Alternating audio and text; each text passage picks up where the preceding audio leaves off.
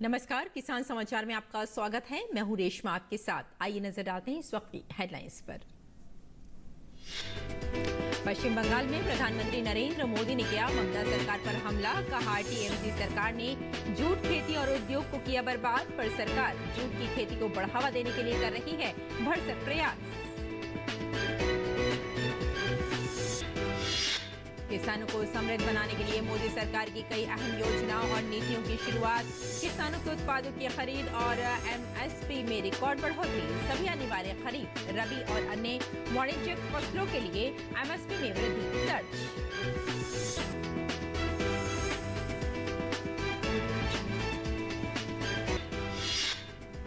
PM Modi के दूरदर्शी नेतृत्व में भारत को यूरिया के उत्पादन में आत्मनिर्भर बनाने की उम्मीद। 14 करोड़ कृषक परिवारों को समय पर उर्वरक प्रदान करके कृषि संबंधी सेवाएं प्रदान करके उद्देश्य को किया प्राप्त। भारतीय उर्वरक क्षेत्र वैश्विक बाजार को आकार देने में निभा रहा है महत्वपूर्ण भूमिका।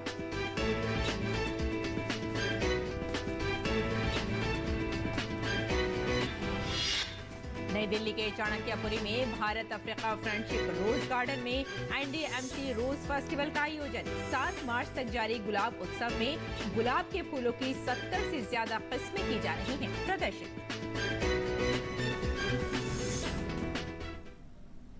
और अब समाचार विस्तार से।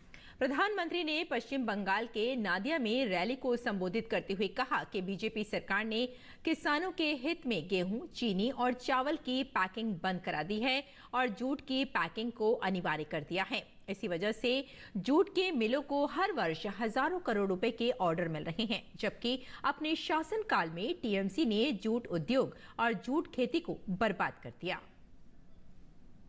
ये भाजपा सरकार है जिसने गेहूं, चावल और चीनी की पैकिंग को पहले जो बड़े बड़े प्लास्टिक वाले बैग होते वो बंद करा दिए, जूट के बोरों में ही पैक करने का हमने कंपलसरी किया, अनिवार्य कर दिया।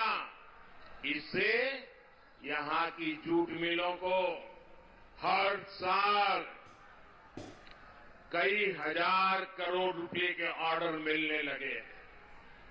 भाजपा सरकार जूट के एमएसपी में लगातार वृद्धि कर रही है। पश्चिम बंगाल के 100 से अधिक ब्लॉक्स में 3 लाख से अधिक किसानों को जूट के सर्टिफाइड बीज दिए गए हैं।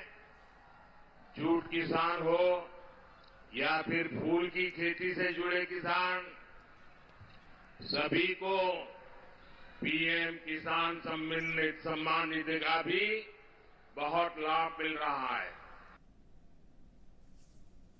प्रगति के सुनहरे भविष्य पर खड़ा भारत का कृषि क्षेत्र देश की अर्थव्यवस्था में हमेशा से ही महत्वपूर्ण भूमिका निभाता रहा है। मोदी सरकार के नेतृत्व में बीते 10 सालों में कृषि क्षेत्र में आमूलचूल परिवर्तन देखा गया। जहां एक तरफ हमारी कृषि अर्थव्यवस्था आत्मनिर्भर हुई, वहीं किसानों की आर्थिक स्थिति भी काफी मजबूत हुई है।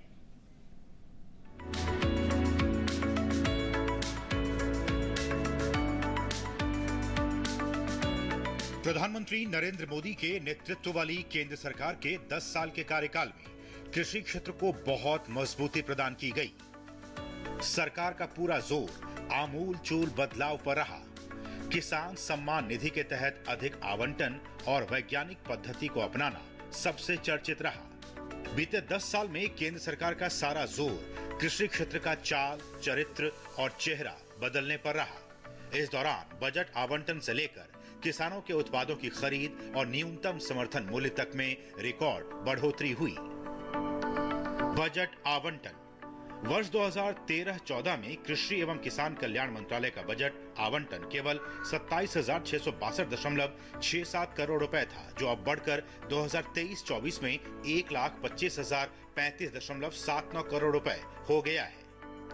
खाद्य और बागवानी में रिकॉर्ड उत्पादन खाद्यान्न उत्पादन 2013-14 में 265.05 मिलियन टन से बढ़कर 2022-23 में रिकॉर्ड 329.69 मिलियन टन हो गया, जो अब तक का सबसे अधिक खाद्यान्न उत्पादन है।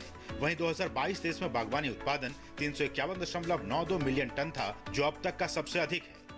कृषि वस्तुओं के निर्यात में वृद्धि। देश में कृषि और संबद्ध वस्तुओं के निर्यात में जोरदार वृद्धि देखी गई।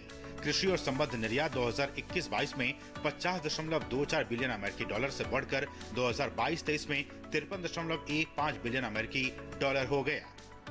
उत्पादन लागत से 50% अधिक एमएसपी। सरकार ने 2018-19 से अखिल भारतीय भारित औसत उत्पादन लागत पर कम से कम 50% रिटर्न के साथ सभी अनिवार्य खरीफ, रबी और अन्य वाणिज्यिक फसलों के लिए एमएसपी में वृद्धि की है।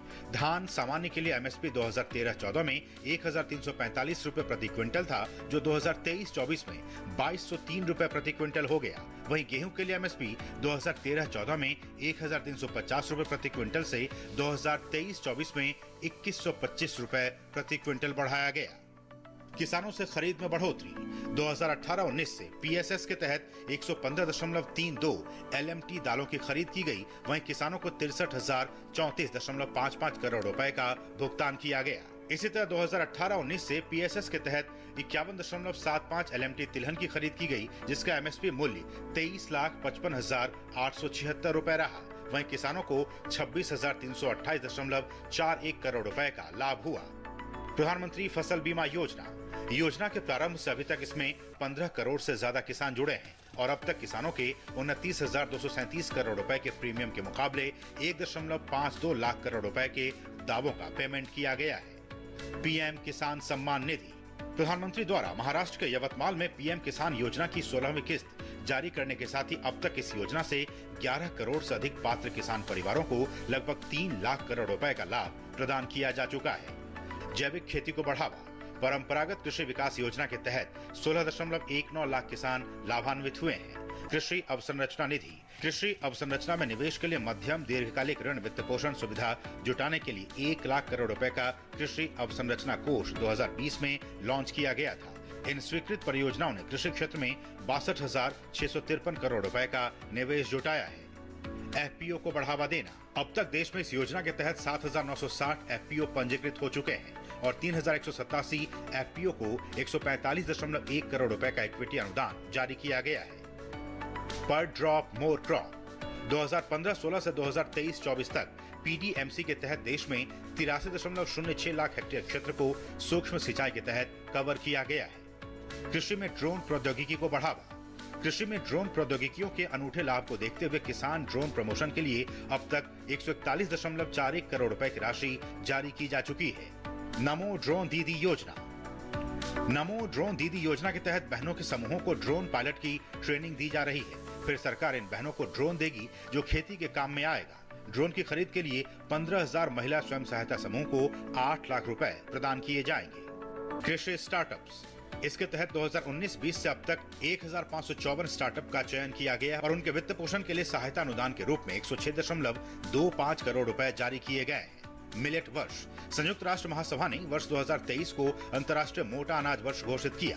2022-23 के दौरान देश में मोटे अनाज का कुल उत्पादन 17.32 मिलियन टन रहा। किसानों और खेतिहर मजदूरों के लिए पेंशन योजनाएं। सरकार ने देश के किसानों और खेतिहर मजदूरों की वृद्धावस्था सुरक्षा सुनिश्चित करने के लिए प्रधानमंत्री किसान मानधन योजना, प्रधानमंत्री श्रम योगी मानधन योजना जैसी कई पहल की है।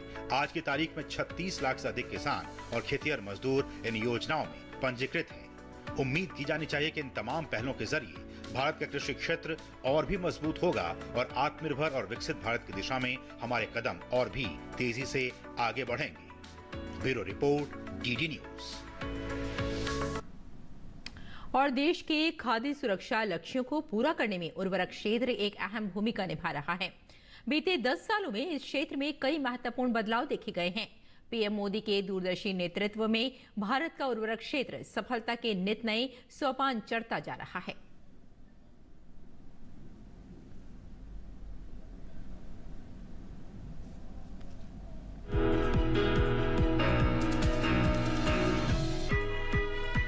प्रधानमंत्री नरेंद्र मोदी के नेतृत्व में बीते 10 सालों में भारतीय उर्वरक क्षेत्र एक मजबूत शक्ति के तौर पर उभरा है। भारतीय उर्वरक क्षेत्र वैश्विक बाजार को आकार देने में महत्वपूर्ण भूमिका निभा रहा है। खेती किसानी के लिए बहुत ही महत्वपूर्ण यूरिया की ही बात की जाए तो विशेषकर बीते 9 वर्षों में 12.7 लाख मीट्रिक टन क्षमता के 9 यूरिया संयंत्र स्थापित किए गए हैं और जल्दी ही भारत के यूरिया के उत्पादन में आत्मनिर्भर बनने की उम्मीद है। भारतीय उर्वरक क्षेत्र ने हमारे 14 करोड़ कृषक परिवारों को समय पर उर्वरक प्रदान करके कृषि संबंधी सेवाएं प्रदान कर और एक मजबूत शक्ति के रूप में उभर कर सहायता प्रदान करने के दोहरे उद्देश्यों को प्राप्त किया है। भारत सरकार ने बीते 2-3 वर्षों के दौरान वैश्विक स्तर पर वस्तुओं की ऊंची कीमतों के प्रभाव को हावी नहीं होने दिया है और स्थिर अधिकतम खुदरा मूल्य पर उर्वरकों की उपलब्धता सुनिश्चित की है। 3 मिलियन टन से अधिक यूरिया क्षमता को पुनर्जीवित किया गया है और अगले कुछ वर्षों में अतिरिक्त क्षमता के चालू होने की उम्मीद है। भारतीय अनुसंधान इकोसिस्टम के माध्यम से नैनो डीएपी और नैनो यूरिया जैसे नैनो उर्वरकों को पेश करने वाला भारत पहला देश है। ये दुनिया में अपनी तरह की अनूठी तकनीक में से एक है और पृथ्वी पर पोषक तत्व अनुप्रयोग प्रथाओं में क्रांतिकारी बदलाव ला सकती है। हाल ही में प्रधानमंत्री नरेंद्र मोदी द्वारा शुरू की गई नमो ड्रोन दीदी योजना ड्रोन छिड़काव सेवाओं को किफायती कीमतों पर किसानों को उपलब्ध कराएगी। केंद्र सरकार ने करीब 2 लाख मॉडल रिटेल आउटलेट स्थापित किए हैं जिन्हें प्रधानमंत्री किसान समृद्धि केंद्र के नाम से जाना जाता है, जो सभी कृषि गतिविधियों के लिए वन स्टॉप शॉप के रूप में काम कर रहे हैं। वर्ष 2018 से 6 यूरिया उत्पादन unit Chambal fertiliser limited, Kota Rajasthan, Matix limited Panagarh Paschim Bengal, Ramagundam Telangana, Gorakhpur Uttar Pradesh, Sindri Jharkhand और बरौनी बिहार की स्थापना और पुनरुद्धार से देश को यूरिया उत्पादन और उपलब्धता के मामले में आत्मनिर्भर बनाने में मदद मिल रही है। 2025-26 तक 195 LMT पारंपरिक यूरिया के बराबर 44 करोड़ बोतलों की उत्पादन क्षमता वाले 8 नैनो यूरिया संयंत्र चालू हो जाएंगे। नैनो उर्वरक पोषक तत्वों को नियंत्रित तरीके से रिलीज करता है, जो कि पोषक तत्वों के उपयोग की दक्षता को बढ़ाता है और किसानों की लागत भी कम आती है। नैनो यूरिया के उपयोग से फसल उपज में वृद्धि हुई है। 2018-19 से 3,725 LMT की कुल बेची गई मात्रा के साथ उर्वरक सब्सिडी के रूप में 8,92,993 करोड़ रुपए का भुगतान किया गया है।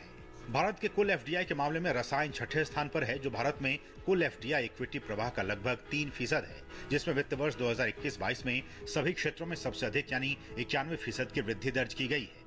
रसायन और पेट्रोकेमिकल विभाग ने आयात पर निर्भरता कम करने, बुनियादी ढांचे को बेहतर बनाने और कारोबारी माहौल में सुधार लाने पर विशेष जोर दिया है। इन तथ्यों से ये स्पष्ट है कि भारत उर्वरक क्षेत्र में भी आत्मनिर्भर बन रहा है और विकसित भारत की दिशा में ये क्षेत्र भी एक अहम भूमिका निभा रहा है।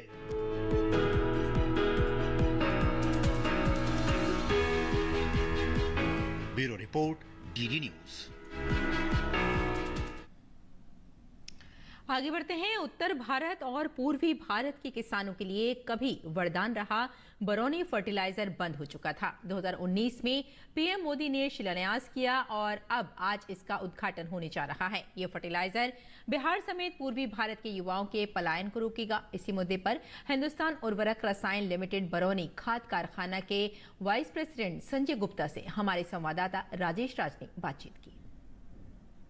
17 फरवरी 2019 को यह जो उर्वरक रसायन लिमिटेड है, इसका शिलान्यास पीएम मोदी ने किया था और 2 मार्च को अब इसका उद्घाटन किया जा रहा है। इसे राष्ट्र को समर्पित किया जा रहा है। यहाँ के जो प्रोजेक्ट हेड हैं संजय गुप्ता, वो अभी हमारे साथ बातचीत के लिए मौजूद हैं।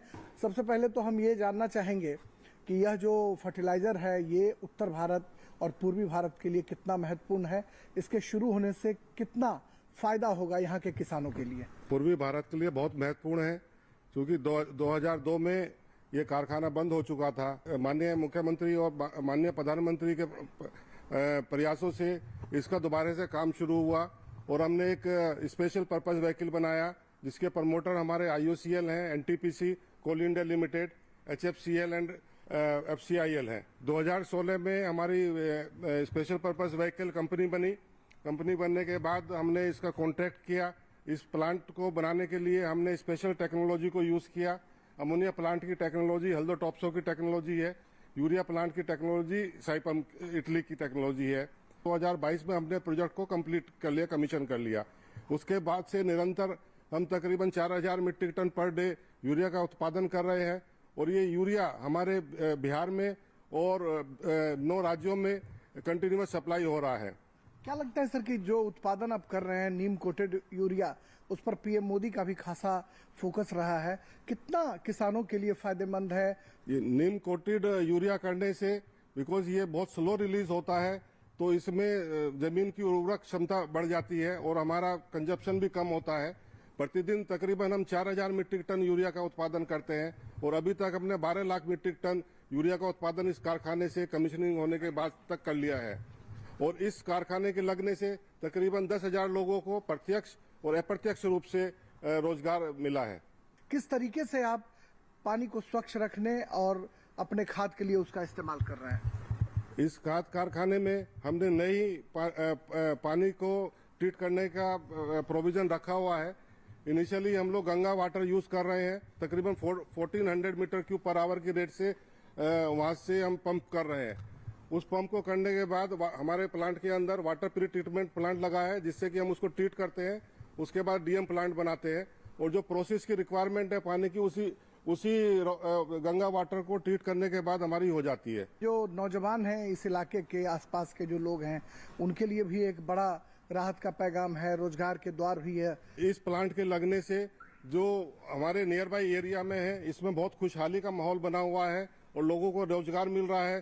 प्रत्यक्ष रूप से भी लोग मिल रहा है और अप्रत्यक्ष रूप दोनों से हो रहा है। सिंदरी, बरौनी और गोरखपुर तीनों खाद कारखानों को शुरू करने के बाद कहीं न कहीं भारत में किसानों के लिए एक स्वर्णिम अध्याय की शुरुआत हुई है और इस खाद कारखाने को जो कभी इतिहास के पन्नों में दर्ज था, वो एक बार फिर इतिहास दोहराने को बेताब है और पीएम मोदी 2 मार्च को इसको राष्ट्र को समर्पित करेंगे।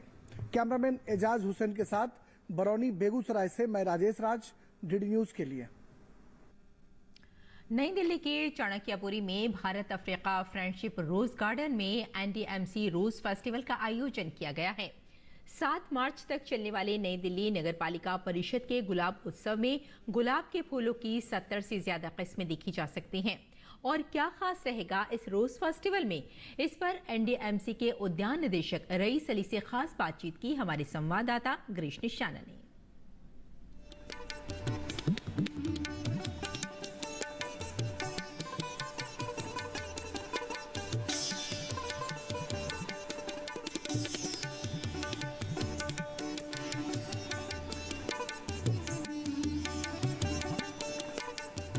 एनडीएमसी द्वारा रोज फेस्टिवल का आयोजन किया गया है। क्या खास रहेगा इस रोज फेस्टिवल में, इस पर ज़्यादा बात करने के लिए हमारे साथ मौजूद हैं एनडीएमसी के हॉर्टिकल्चर के निदेशक रईस अली साहब। 2 तारीख से 7 तारीख तक चलेगा रोज़ फेस्टिवल। वैसे तो विजिटर बहुत आते हैं डेली।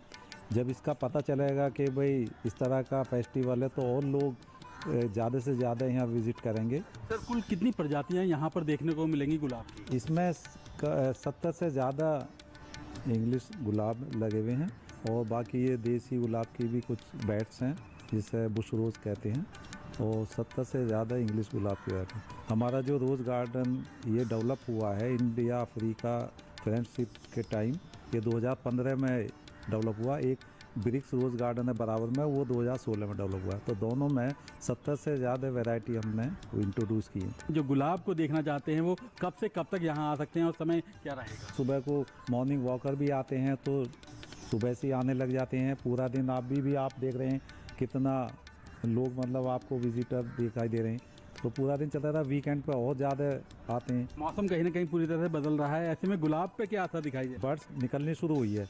अगर मौसम थोड़ा सा वैसा हो जाता, पूरा सन ना मिले, तो 1-2 दिन ब्लूम स्लो हो जाता हो। यहाँ सबसे ज़्यादा अट्रैक्शन कौन से गुलाबों पर रहेगा? डिफरेंट कलर है, सारी वैरायटी इंग्लिश वैरायटी है, तो सभी अच्छा लगता। अब लोगों के पसंद के ऊपर है कौन सा कलर किसको पसंद है। डार्क रेड भी मिलेगा, वाइट भी मिलेगा, ऑरेंज भी मिलेगा, आपको ये पिंक भी मिलेगा और आपको ब्लैक रोज भी है। तो अगर आप भी गुलाब की 70 से ज़्यादा वैरायटी देखना चाहते हैं तो चाणक्यपुरी स्थित इस रोज गार्डन में चले आइए, जहां आपको एक से बढ़कर एक गुलाब देखने को मिलेंगे।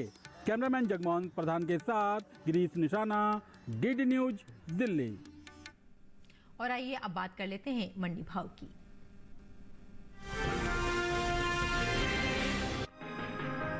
ज्यादातर कृषि उपज मंडियों में सरसों के कारोबार में उतार चढ़ाव दर्ज किया गया, जबकि कुछ मंडियों में इस दौरान सरसों के भाव में कोई बदलाव देखने को नहीं मिला। एग मार्केट के मुताबिक गुजरात की हलवद मंडी में तेजी के साथ कारोबार हुआ। यहां 28 फरवरी को सरसों का भाव रहा 4,575 रुपए, जो कि 29 फरवरी को 225 रुपए चढ़कर 4,800 रुपए पर पहुंच गया। राज्य की राजकोट मंडी में 28 फरवरी को सरसों का भाव रहा 4,575 रुपए, जो कि 29 फरवरी को 75 रुपए टूटकर 4,500 रुपए हो गया। राजस्थान की कोटा मंडी में इस दौरान सरसों के सौदे स्थिर भाव पर हुए। यहां दोनों दिन यानी 28 और 29 फरवरी को सरसों का भाव 4,500 रुपए पर टिका रहा। उत्तर प्रदेश की अलीगढ़ मंडी में 29 फरवरी को सरसों का भाव 40 रुपए की कमजोरी के बाद 4,740 रुपए से 4,700 रुपए पर आ गया। इस साल सरसों की भी रिकॉर्ड पैदावार का अनुमान है। कृषि मंत्रालय की ओर से जारी तीसरे अग्रिम अनुमान के मुताबिक 2022-23 के दौरान 124,94,000 टन सरसों पैदा हो सकती है, जबकि पिछले सीजन की पैदावार 119,63,000 टन थी। ये साल तिलहनी फसलों के लिए अच्छा साबित हुआ है और देश में इनकी पैदावार भी रिकॉर्ड स्तर पर पहुंच सकती है। कृषि मंत्रालय की ओर से जारी तीसरे अग्रिम अनुमान के मुताबिक 2022-23 के दौरान कुल तिलहन की पैदावार 409,96,000 टन हो सकती है, जो पिछले साल की तुलना में 30,33,000 टन अधिक है। आपको बता दें कि बीते साल तिलहनी फसलों की उपज 379,63,000 टन रही थी।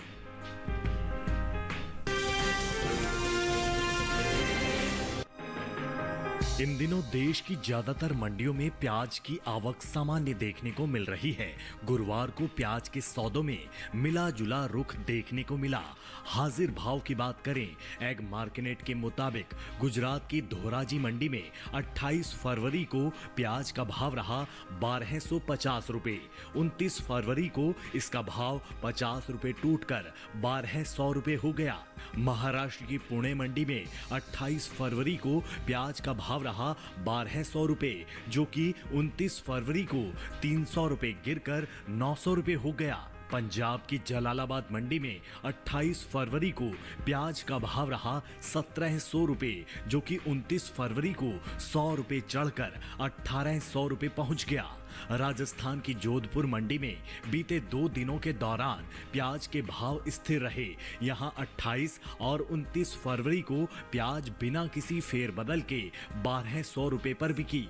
उत्तर प्रदेश की गाजियाबाद मंडी में 28 फरवरी को प्याज का भाव रहा 1,860 रुपए, जो कि 29 फरवरी को 40 रुपए चढ़कर 1,900 रुपए पर पहुंच गया। इस साल घरेलू स्तर पर प्याज की उपज में कमी देखने को मिल सकती है। कृषि मंत्रालय की ओर से बागवानी फसलों के लिए जारी पहले अग्रिम अनुमान के मुताबिक देश में प्याज की उपज बीते साल से 68 लाख टन कम होने की उम्मीद है। साल 2022-23 के दौरान प्याज की कुल उपज 31.01 मिलियन टन रहने का अनुमान जताया गया है, जबकि बीते साल की समान अवधि के दौरान प्याज की पैदावार 31.69 मिलियन टन रही थी। वहीं इसका असर कृषि उपज मंडियों में प्याज के बाजार भाव पर पड़ सकता है। बात सब्जियों के निर्यात की करें तो एपीडा की ओर से जारी ताजा आंकड़ों के मुताबिक साल 2023-24 के दौरान ताजा सब्जियों के निर्यात में बढ़त देखने को मिली है। अप्रैल से अक्टूबर महीने के दौरान ताजा सब्जियों का निर्यात 20,54,000 टन के पार पहुंच गया है, जबकि बीते साल इस दौरान ताजा सब्जियों का निर्यात 18,56,000 टन का हुआ था।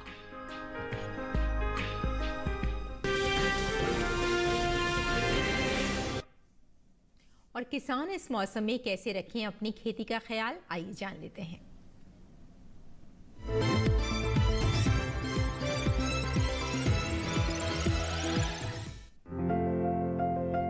अरुणाचल प्रदेश में अदरक की खुदाई करें। किसान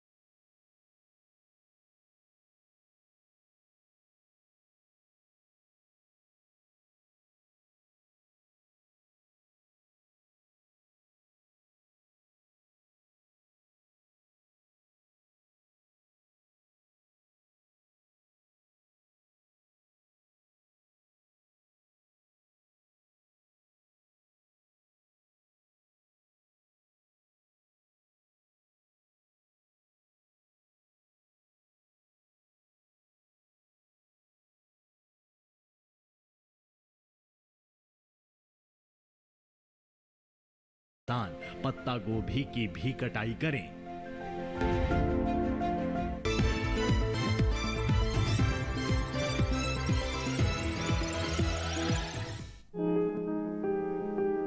लौकी को गर्मी और बरसात दोनों में बोया जा सकता है। मैदानी भागों में गर्मी की फसल की बुआई की जा सकती है। बुआई से पहले खेत से खरपतवार को पूरी तरह से साफ कर लें और जमीन को समतल कर लें। बुआई के लिए 1 हेक्टेयर में संकर किस्म के बीज 5 से 7 किलो, जबकि सामान्य किस्मों के 6 से 8 किलो बीज लें। 1 हेक्टेयर में 100 किलो नाइट्रोजन, 50 किलो फास्फोरस और 60 किलो पोटाश की जरूरत होती है। सभी उर्वरक आधार खुराक के रूप में यानी बोते समय ही दें। बात अगर सिंचाई की करें तो शुरुआत में फसल की जरूरत के हिसाब से और फूल आने पर 5वें दिन पानी देते रहें। वहीं फसल को खरपतवार से दूर रखने के लिए 2 बार निराई गुड़ाई करें। करीब हर 10-12 दिनों में खरपतवार हटाते रहें। लौकी की बेल काफी लंबी होती है।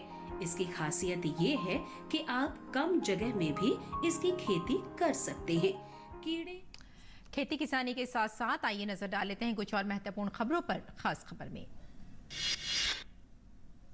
केंद्रीय मंत्री नितिन गडकरी ने कांग्रेस अध्यक्ष मल्लिकार्जुन खड़गे और महासचिव जयराम रमेश को कानूनी नोटिस भेजा है। गडकरी का आरोप है कि दोनों कांग्रेसी नेताओं ने उनके बारे में सोशल मीडिया एक्स पर भ्रामक और अपमानजनक समाचार सामग्री साझा की है। लोकसभा चुनाव के मद्देनजर देश भर में जागरूकता अभियान चलाया जा रहा है। इसी कड़ी में चुनाव आयोग ने चेन्नई में पेडल फॉर वोट साइक्लोथॉन का आयोजन किया। कर्नाटक के बेंगलुरु में एक कैफे में विस्फोट के बाद घटनास्थल पर हमले की जांच की जा रही है। फॉरेंसिक टीम के सदस्य बम निरोधक दस्ता और डॉग टीम स्क्वाड की टीम सबूतों को इकट्ठा करने का प्रयास कर रही है। वहीं कर्नाटक के राज्यपाल थावर चंद गहलोत, केंद्रीय मंत्री प्रहलाद पटेल और पूर्व सीएम येदियुरप्पा ने विस्फोट में घायल लोगों से अस्पताल में मुलाकात की। छत्तीसगढ़ में माओवादियों द्वारा भाजपा नेता की हत्या करने पर उप मुख्यमंत्री विजय शर्मा ने कहा कि चुनाव के माहौल में भाजपा के कार्यकर्ताओं में भय पैदा करने के लिए ये सारी घटनाएं की जा रही हैं। कोलकाता के भरतनाट्यम और कुचिपुड़ी डांसर अमरनाथ घोष की अमेरिका में गोली मारकर हत्या कर दी गई है। वे सेंट लुइस में वॉशिंगटन विश्वविद्यालय से नृत्य से मास्टर ऑफ फाइन आर्ट्स की पढ़ाई कर रहे थे। National highway authority of India यानी NHAI ने फास्टैग KYC को अपडेट करने की डेडलाइन 31 मार्च तक बढ़ा दी है। DGCA ने कहा कि 1 जून से भारतीय हवाई अड्डों पर कार्यरत कम से कम 25% कर्मचारियों की अल्कोहल जांच अनिवार्य की गई है।